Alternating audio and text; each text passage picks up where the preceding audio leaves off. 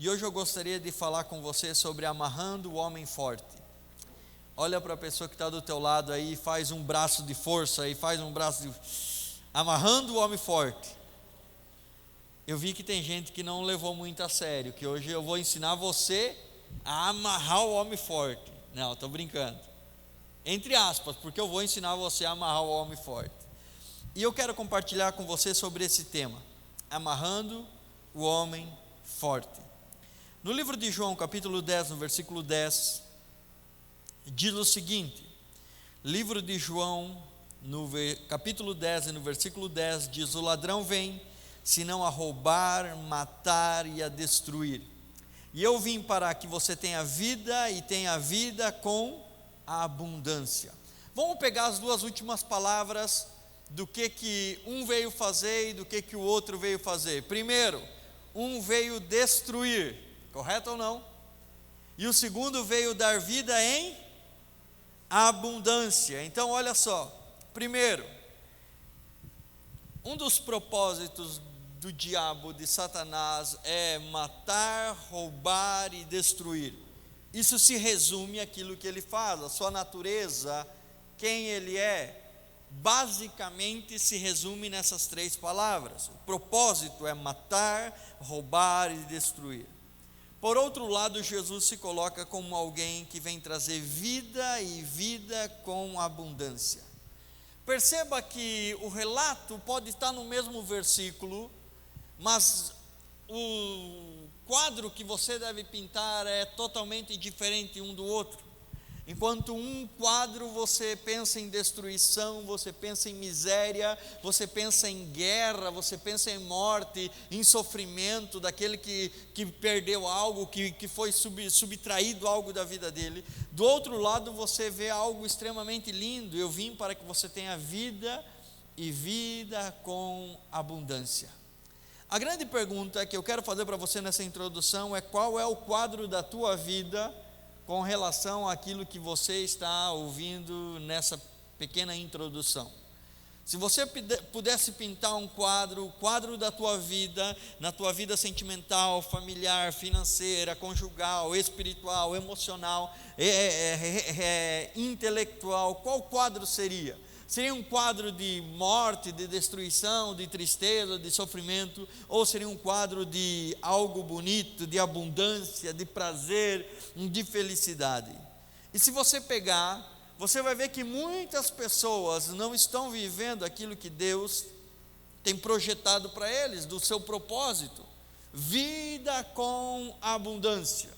Ou seja, o Deus no qual eu vivo é um Deus que traz vida e sempre traz em abundância. O oposto disso é alguém que traz morte e destruição e vem matar e fazer coisas que não são legais. Quando você entende esse primeiro conceito, você vai ver que um dos propósitos do diabo é justamente trazer todo o sofrimento que o ser humano pode experimentar. Por isso que Jesus diz algo: o mundo jaz do maligno, ou seja, o mundo já pertence ao mal, o mundo já pertence ao diabo, de uma forma grosseira, assim dizendo, porque todas as coisas é de Deus. Mas ele coloca algo, ele diz: olha, a natureza que o mundo vive hoje é uma natureza maligna. Todas as vezes que você encontrar, e você liga a tua televisão, você vai ver que a dor, sofrimento é algo extremamente fora da nossa lógica. Cada vez que você troca de canal, que você entra na internet, você vai ver que o mundo está repleto de dor, tristeza e sofrimento em todas as esferas. E quando você entende isso, a Bíblia traz essa natureza de Satanás. E é legal que você está aqui hoje, e nós não há tantas pessoas por causa do feriado, porque eu quero falar com você algo que vai tirar você da situação, quem sabe, no qual você vive, vai levar você para um outro patamar, vai mostrar uma direção que quem sabe você nunca viu, porque Deus tem uma vida e o diabo tem uma outra vida. Ele tem uma esfera e do outro lado Satanás também tem uma esfera. Deus tem um estilo de vida e Satanás tem um outro estilo de vida que é totalmente oposto, totalmente diferente. E diz que a palavra pobreza ou miséria, ela vem do grego e significa pitokos, que a tradução é pequeno, necessitado, vivendo em ruína ou insuficiência econômica. Olha que interessante, tudo aquilo que é natureza de Satanás tem a ver com miséria, tem a ver com destruição, tem a ver com você perder aquilo que você tinha, aquilo que você possuía. Por isso que o tema é possuir. Possuir o quê? Aquilo que você deseja. Mas para você possuir aquilo que você deseja, você precisa entender esse conceito que eu vou falar para você nessa noite. Tudo que você precisa e que você deseja está com alguém. Não sei se você consegue entender essa palavra. Tudo que é teu e que você precisa e que você quer está com alguém. Não é que não existe, não é que acabou, não é que terminou, simplesmente é que está com outra pessoa que não é você. Quem sabe hoje você diz: pastor, eu preciso de tal coisa, eu gostaria de possuir isso. E você diz: eu não tenho. Você só não tem porque está com outra pessoa. Pastor, é o meu desejo, a visão que eu tenho para a minha empresa, ou para a minha vida, ou para aquilo que eu quero, tudo que eu espero. Você precisa entender que já é seu por direito, porém está com alguém. Não está com você, está com outra pessoa.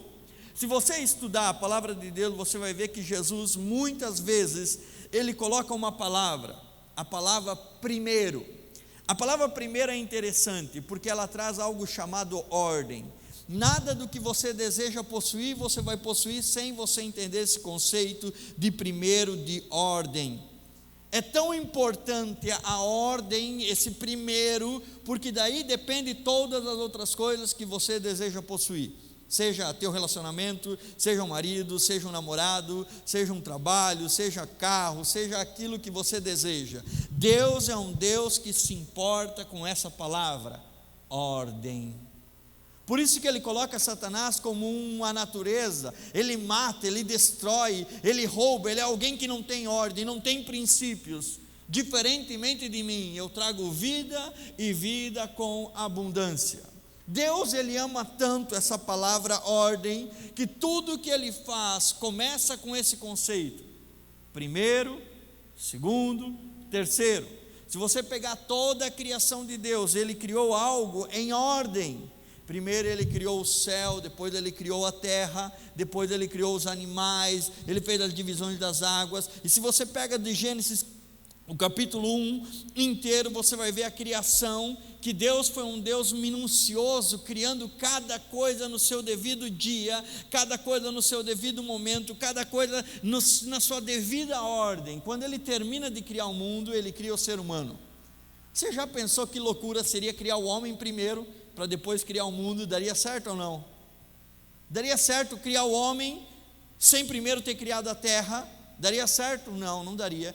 Teria certo criado o homem, sem primeiro criar as árvores para o homem se alimentar dos seus frutos? Daria certo? Não daria. Todas as coisas que Deus faz, Deus estabelece ordem. O mundo foi criado com ordem. A natureza tem uma ordem. Quem é o macho alfa, quem é o rei da selva, quem é o predador, quem é a caça, quem se alimenta do quê, o que cada um faz, aquele que se beneficia da morte do outro animal, da planta, de quem rega, de quem colhe, de quem planta semente. Toda a natureza, ela segue uma regra, ela segue uma ordem. E o céu, é tão importante isso, que até no céu tem ordem. O céu não é uma bagunça.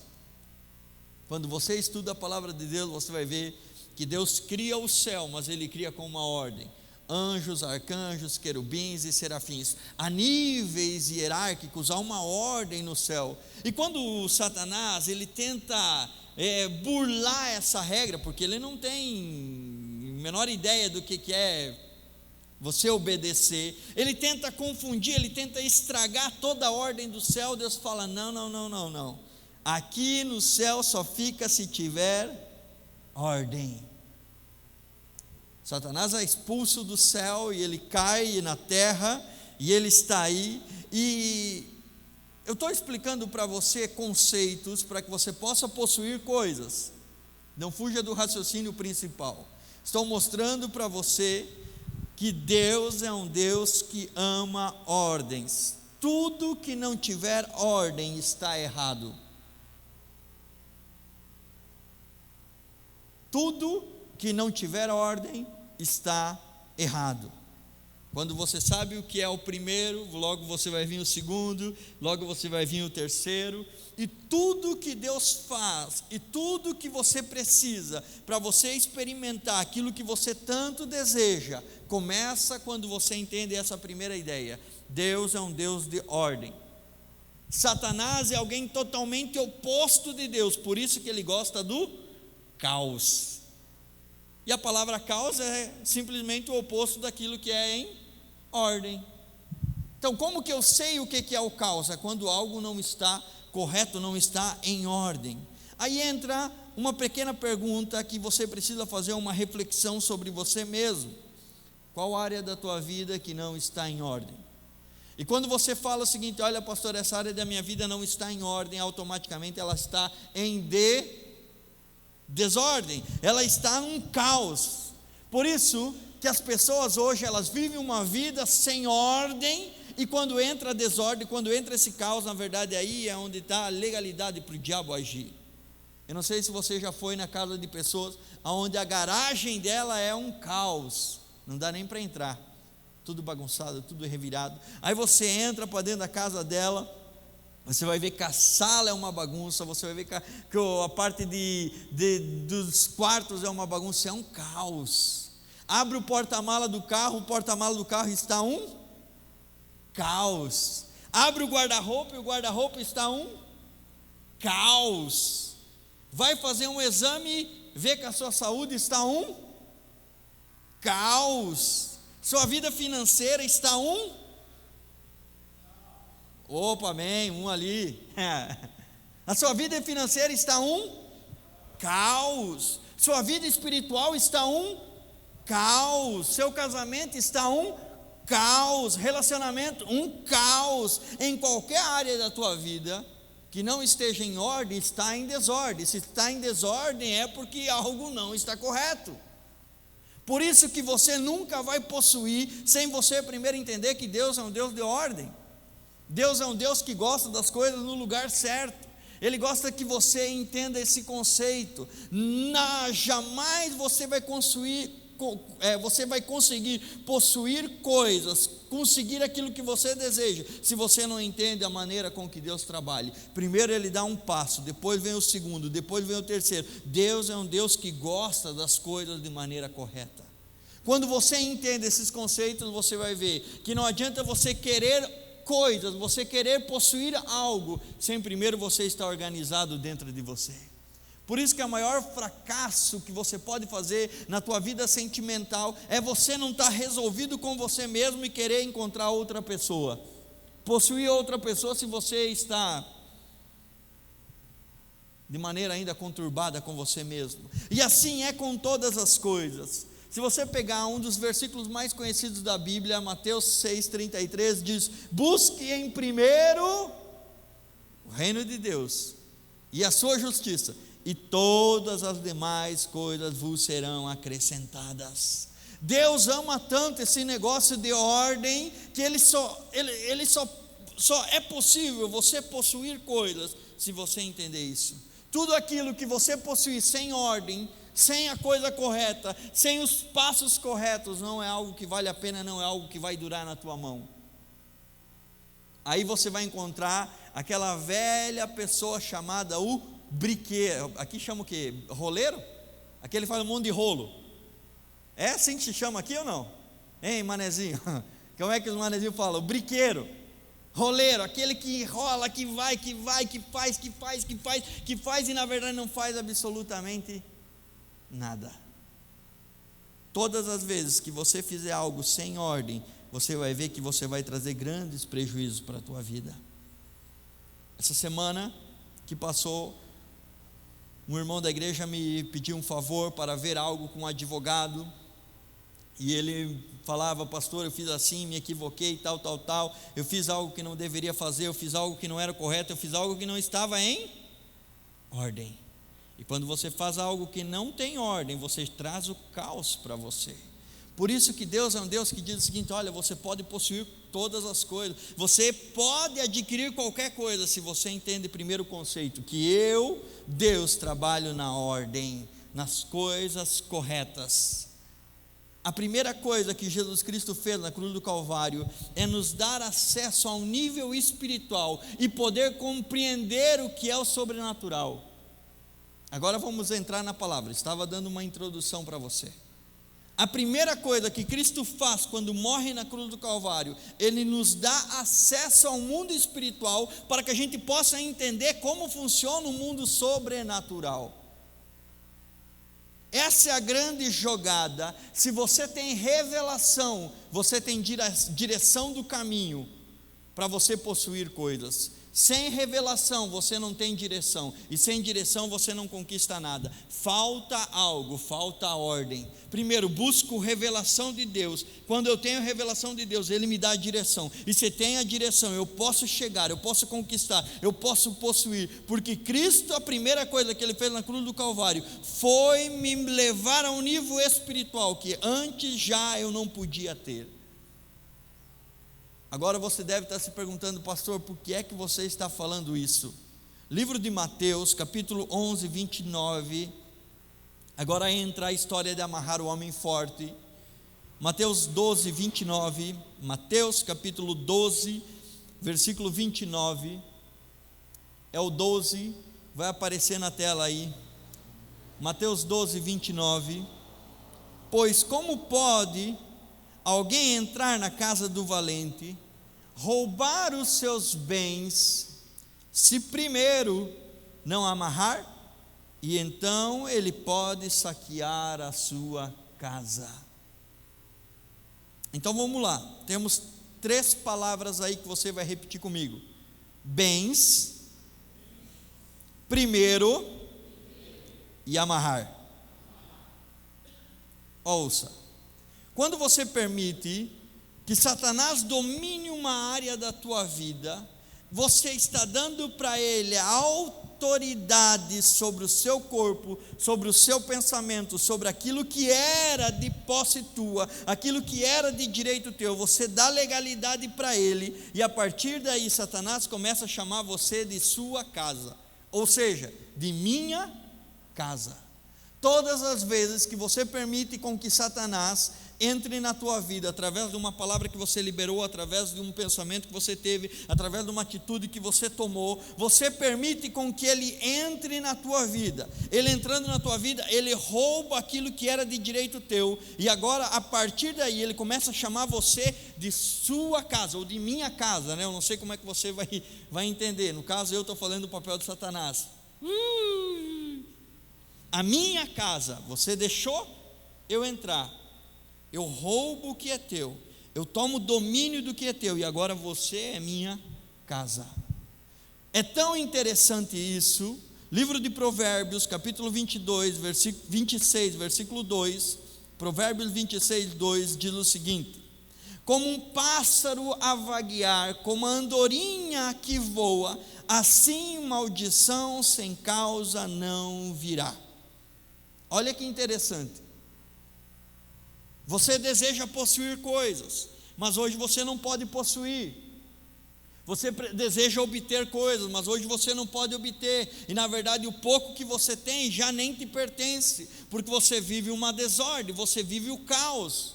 Você não vive a ordem correta das coisas, você não vive a sequência que deveria de ser. Na verdade você não entende esse contexto, você vive numa bagunça. Todas as coisas que você tem estão sacudidas, elas estão confusas para você. E aí você vai entender algo: nunca, jamais a maldição vai entrar na tua vida se não tiver uma causa, uma legalidade, algo que deu a legalidade para que você pudesse deixar com que essa maldição entrasse. Todas as maldições, elas sempre vão ter uma causa. Enfermidade, ela tem uma causa, é uma maldição. a tua vida financeira, a ruína que quem sabe você vive, ela tem uma causa, é fruto de uma maldição. Descontrole emocional é fruto de uma causa, é fruto de uma maldição. Todas as coisas que são negativas na tua vida, que estão confusas, que trazem tristeza, não trazem alegria, é fruto de uma maldição, de algo que aconteceu. Tudo acontece por uma causa, uma legalidade que você deu. É tão chocante isso, que esse texto especialmente, ele fala de algo, ele fala sobre um homem forte, que tem os bens ali, e que você tem a oportunidade de chegar até lá e roubar aquilo que lhe pertencia de volta. Roubar não, né? Pegar de volta aquilo que lhe pertencia, porque tudo aquilo que você deseja está com alguém. Tudo que você deseja está com alguém. Jesus estava falando algo. Todos os bens, tudo aquilo que você deseja possuir, seja, quando eu falo bens, não somente materiais, bens como família, como filhos, como primos, como esposa, como a tua saúde, como a alegria emocional, todos os bens, aquilo que você acredita que é um bem valioso para você, está de domínio de alguém, está do domínio de um homem forte. O próprio Jesus, ele dá para você uma ideia. Satanás não é dono de nada. Satanás apenas detém o domínio temporário de algo que lhe pertence. Uma das piores coisas que pode acontecer na tua vida é você viver a vida inteira dentro da igreja e não entender isso que eu vou lhe falar nessa noite.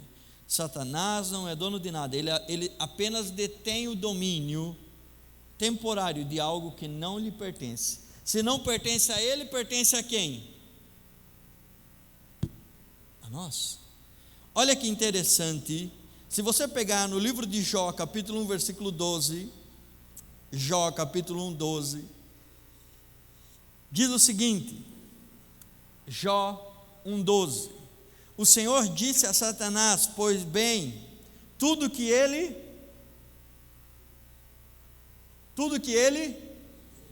eu não ouvi, tudo que ele está nas suas mãos, apenas não encoste um dedo nele. Então Satanás sai da presença do Senhor, e ele vai fazer o quê? Pegar tudo que era de Jó. Olha que interessante, Deus não deu a ordem para Satanás dizendo agora você é dono de tudo que era de Jó. Deus simplesmente fala, agora você pode possuir tudo aquilo que era de Jó. E é exatamente isso que acontece.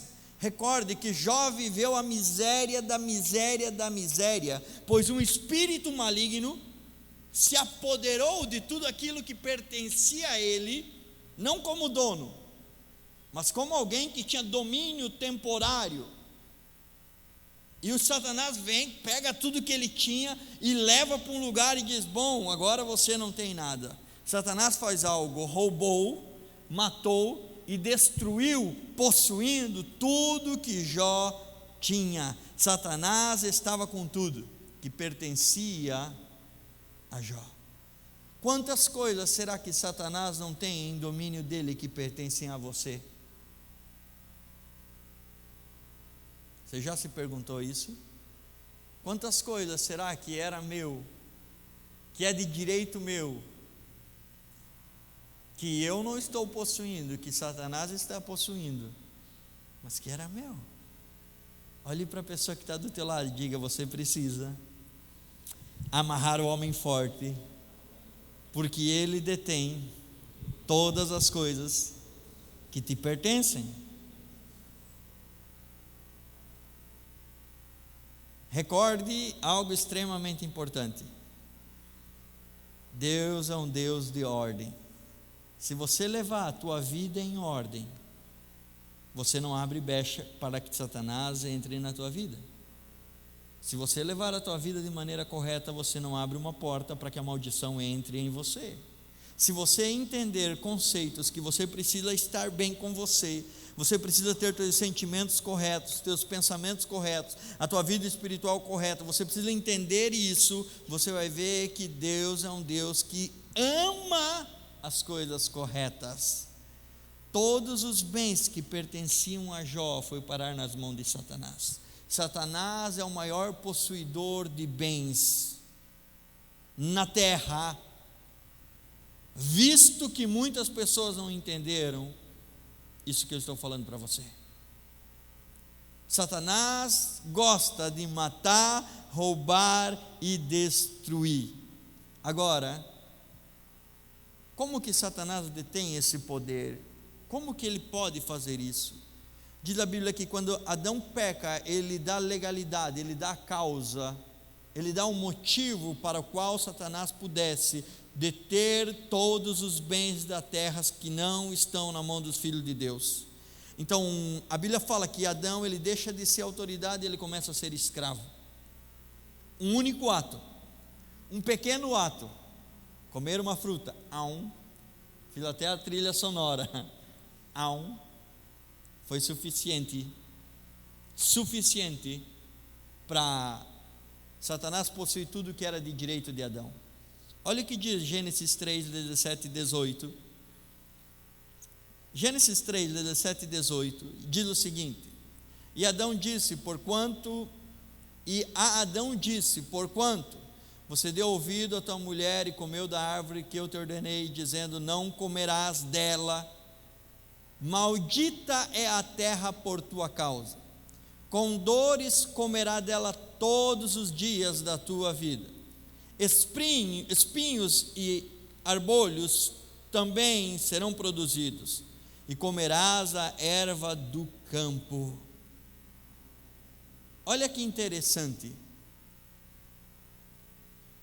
Há pouco tempo atrás, Adão, ele dominava sobre tudo, ele possuía os animais, árvores, ele possuía um jardim, possuía uma casa, ele possuía a presença de Deus, ele possuía tudo. Um pequeno ato trouxe uma causa, trouxe um efeito. Adão não perdeu nada, simplesmente foi tirado dele, outra pessoa começou a possuir tudo aquilo que ele tinha direito. E esse alguém, a Bíblia fala que é Satanás. Maldita é a terra por tua causa. Toda a terra foi amaldiçoada por causa desse erro de Adão. Quando você comete um erro, você dá legalidade para Satanás. Toda a Bíblia você vai ver que é algo chamado perde e ganha. Toda a Bíblia. Adão peca, ele perde o que é de direito, Satanás ganha tudo aquilo lá, Satanás ganha a terra, Satanás tem o direito sobre todos os bens. Agora o homem passa a viver uma vida miserável. Como que eu faço para amarrar esse homem forte? Como que eu faço para reverter isso? Como que eu faço? Qual é a estratégia para tomar de volta aquilo que era meu de direito, que Satanás está por hora tomando conta? Diz a Bíblia, Mateus 11, 12. Eu estou lendo vários textos para você, porque eu quero te mostrar na Bíblia o que é esse assunto, que é um assunto muito interessante. Mateus 11, 12 diz o seguinte: desde os dias de João Batista até agora, o reino do céu é tomado à força, e os que usam de força se apoderam dele. Tomado à força. É interessante porque quem sabe você pensa, bom, nós vamos ter que cair braço a braço, nós vamos ter que cair ombro a ombro. Tem uns que já são aí do jiu-jitsu, tem outros que já são das artes marciais mistas, né, Jaque? Não, estou brincando. Outros já estão dizendo, bom, quem que eu tenho que pegar, o que é que eu tenho que fazer? Mas a grande verdade é que o reino dos céus é tomado à força. Esse homem é um homem forte, que precisa ser amarrado. E aí você vai entender que no texto que eu acabei de ler para você, diz, o reino de Deus é necessário que você use da força. Sem essa força é impossível você conquistar aquilo que é de direito teu. Por isso que o texto de Mateus diz, pois pode alguém entrar na casa desse homem forte, roubar e pegar os seus bens, sem primeiro amarrar ele? É impossível. Tomar a força Quem sabe você pensa que Jesus estava falando de uma luta corporal, né? De uma luta corporal. Você sair no soco com esse homem forte, e não é para você fazer isso. Quem sabe você diz o seguinte: vamos todo mundo ter que entrar numa academia de luta. Também não é para você fazer isso. Só se você quiser, obviamente, né? Se você não quiser, também não tem problema.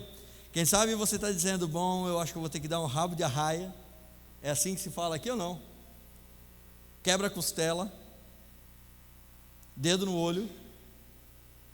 Eu treinei dedo de olho. Dedo de olho você faz aqui, você quase elimina. A pastora também gosta de um golpe muito legal, que é mão no pomo de Adão. Como é que chama aqui? Gogó. Que só aqui a pessoa fica inutilizada. Quem sabe você diz: bom, pastor, eu sou bom nisso, eu sou bom de soco, eu sou bom disso. E outros podem dizer: meu Deus, eu acho que eu vou aplicar a técnica dos 5 furiosos. Você conhece a técnica dos 5 furiosos? Quem é pai, quem é mãe sabe qual é a técnica dos 5 furiosos. É a técnica da tigresa. Tem do macaco também, a técnica do macaco. Tem a técnica do louvo a Deus. Tem também a técnica da víbora, tem a técnica da garça. E aí é do Kung Fu Panda. Quem é pai sabe o que eu estou falando. E você diz: meu Deus, para nós brigar com esse homem forte, nós vamos ter que aprender uma dessas técnicas. Não, fique tranquilo, você simplesmente precisa ser o panda. Ter amor no coração. Não, estou brincando com você. Quem sabe você diz: pastor, se o reino de Deus é tomado à força, se temos que amarrar o homem forte, como é que nós vamos fazer? Essa luta é uma luta corporal. Como é que eu vou fazer? Com a força do meu braço? Esse é o ponto X. Como é que eu vou possuir aquilo que é meu de direito, que Satanás roubou por uma causa, por um efeito, porque a minha vida está em desordem, porque a minha vida é uma bagunça? De alguma maneira ele entrou e agora ele tomou de mim, assim como aconteceu com Jó. O diabo tomou tudo que Jó possuía, sai da mão de Jó e agora começa a estar na mão de Satanás. Como que eu faço para que essa luta seja uma luta justa e não seja uma luta corporal? Diz a Bíblia, livro de Gênesis, capítulo 32, 24, Gênesis 32, 24, Jacó, porém, ficou só e lutou com ele um homem até que a alva subiu. E aí você pode se imaginar: bom, essa luta foi uma luta física. Jacó ganhou no braço desse homem. Jacó teve que lutar. E assim muitas vezes as pessoas pensam que para possuir coisas elas precisam de um esforço gigantesco, elas precisam de um treinamento muito grande. E muitas vezes, quem sabe, você vai para a oração e você diz: bom, agora eu vou entrar porque eu preciso possuir. E você começa a falar alto, começa a gritar, você começa a espernear e querer rodopiar e fazer um monte de coisa. E você fica lá e parece que é uma briga, e você cansa e falta fôlego e falta ar, pensando que assim você vai tomar tudo aquilo que Satanás havia tirado da tua mão. E não é assim. Eu não consigo ver Jacó fazendo uma luta física, mas eu consigo ver Jacó fazendo algo espiritual. Por isso que a primeira coisa que Jesus fez quando morre na cruz, ele dá a oportunidade de você a subir um nível espiritual, e experimentar um nível sobrenatural. Olha que interessante.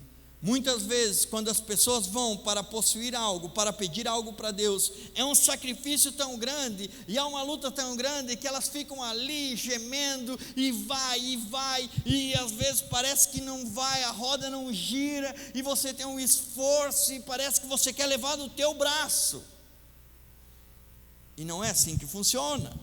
Quando Jesus teve um confronto com Satanás, e ele entrou em embate com Satanás, lá no livro de Mateus 4:8, diz o seguinte: o diabo levou a um monte muito alto e mostrou todos os reinos do mundo e o seu esplendor. Aí Jesus poderia ter adquirido tudo de volta. Ele possuiria todas as coisas que Satanás havia roubado lá de Adão. Se Jesus adora ele, prostrado o joelho e adorado ele, Satanás devolveria os bens, os reinos, tudo que Adão tinha pecado, tudo que Adão tinha perdido. E você não vai ver que Jesus sua, eu não consigo imaginar Jesus ali gritando, esbravejando, eu não consigo visualizar Jesus. Eu consigo ver Jesus liberando uma palavra e amarrando o homem forte que estava confrontando ele, através do poder da palavra. Porque Jesus é um Deus de ordem. Todo confronto que Jesus vivenciou foi um confronto no mundo espiritual. Quando Jesus está para morrer na cruz do Calvário, algo acontece. Mateus 27 e 29. Traçaram, porém, uma coroa de espinhos e forçaram sobre a sua cabeça, e puseram em suas mãos direita um caniço, e ajoelhavam-se diante dele, escarneciam, exclamando: salve, salve o rei dos judeus. Deixa eu finalizar essa minha palavra para você. Quando estavam tecendo essa coroa de espinhos, Satanás estava possivelmente em festa. Estamos matando Jesus, estamos matando aqueles que eles diziam que era o Salvador. Ele já foi traído pelo seu amigo, ele já levou 39 chicotadas, já arrancamos a barba dele, ele está prestes a ser pregado na cruz do Calvário. Quando eles estão tecendo aquela coroa de espinhos, eles estão de uma maneira achando que estão zombando de Jesus, escarnecendo dele, fazendo pouco caso dele, mas nesse exato momento, eles não sabem, mas eles estão revertendo toda a maldição que Deus havia lançado sobre a terra, no livro de Gênesis 3, 18 e 19. Maldita é a terra por tua causa, espinhos vão ser produzidos. Todo espinho é uma demonstração de escassez, de miséria, de coisa ruim, de coisa difícil, de algo triste. Por isso que quando você pega uma rosa, uma flor, você não quer saber do espinho, você só quer saber da flor. E quando eles estão tecendo essa coroa de espinho, eles não sabiam, mas quando aquele espinho fosse cravado na mente, na cabeça de Jesus, e eles entrassem ali na fronte, na lateral, na nuca, em todas as áreas, aquela maldição estava sendo cancelada. A partir daquele momento, o homem que era o dono de tudo, que perdera para o diabo estava dominando. Quando chega essa coroa de espinhos, diz a Bíblia que esse sangue começa a jorrar, e quando aquele espinho crava sobre a cabeça de Jesus, ele reverte a maldição em bênção. Por isso que todos começaram a clamar: salve o rei dos judeus. Agora, o homem peca e perde tudo. Satanás lança essa coroa de espinhos sobre Jesus, e Jesus se levanta como o rei todo-poderoso, Senhor dos senhores. Jesus Cristo é o único capaz de amarrar esse homem forte. Quando você se depara com um homem forte, você olha para ele, você olha para você, você fala: essa briga não vai dar, eu vou apanhar. A verdade ou não? Não era assim no tempo de escola? Quando você olhava, tinha um pouquinho mais forte, você falava: essa não vai dar para mim, eu vou apanhar, eu preciso de alguém mais forte. O único homem forte capaz de derrotar esse homem forte, que possui aquilo que é teu por direito, é alguém chamado Jesus Cristo. Olha que interessante, o céu não o deteve, a falta de lugar para nascer não o deteve, Herodes não o deteve, os religiosos da época não o deteve, a traição de Judas não o deteve, 39 chicotadas não o deteve, os puxões na barba não o deteve, coroa de espinhos não o deteve, prego nas mãos não o deteve, prego nos pés não o deteve, a lança não o deteve, a cruz não o deteve, nem a morte o deteve. Alguém chamado Jesus Cristo.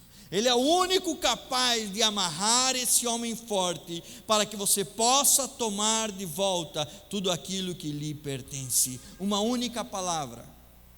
Não precisa você ficar 3 horas clamando ou com tuas próprias forças buscando. Você precisa entender: Jesus Cristo morreu na cruz por mim, Ele derramou seu precioso sangue. Esse sangue tem poder para reverter a maldição da minha vida.